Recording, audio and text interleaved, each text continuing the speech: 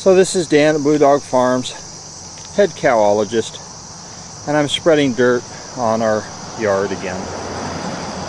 Dump truck got stuck in here last night, and I need to get all this dirt moved out of the way so we can get back in here a little bit better. And we're going to be doing dirt all day, I think. Now, I had been using my little excavator and the New Holland 455L skid steer to move this around, but if you recall, there's an oil leak on the New Holland, and I was concerned it was going to catch on fire because it blows oil right out on the exhaust, so when it gets hot it smokes really bad. And then on top of that, it started with a fuel leak, which introduced air into the fuel lines, and if you know about diesel fuel systems, you can't have air in the fuel lines, and so it won't start anyway. It just needs a little bit of work and it'll be up and running again. But for today, since they're bringing dirt today, I went down and rented a Bobcat T450 little track skid steer, and we're going to be using that today to move the dirt around. So let's get to it.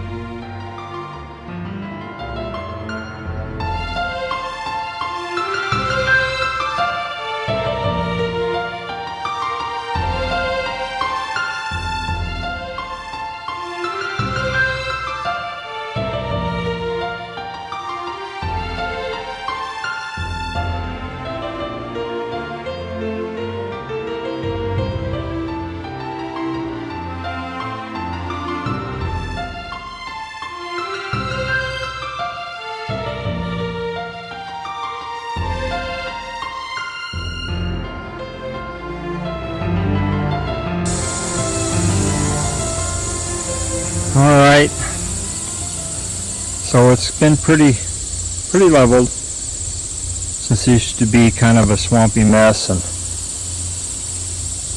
just kind of a drop off the end of the new sidewalk here. It's got a nice gentle slope. I'll be able to mow it pretty easily. It's not muddy all the time anymore. A little bit of dirt left down there. Got a little dressing up to do around the driveway here yet. I've got plenty of dirt to do that, and then there's the topsoil down there that'll get spread out before I plant. So we still need to do a retaining wall. Right here, it's about a 4.5, 5 foot bank.